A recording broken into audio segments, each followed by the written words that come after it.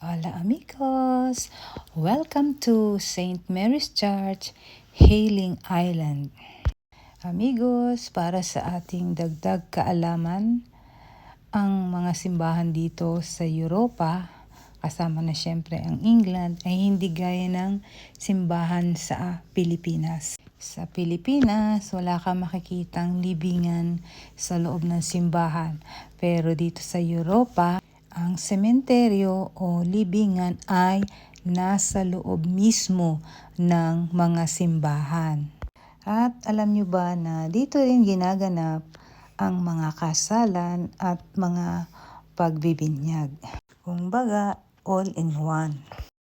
Kaya amigos, malamang na ang mga lumang simbahan sa Pilipinas na itinayo ng mga Kastila ay dati din pong libingan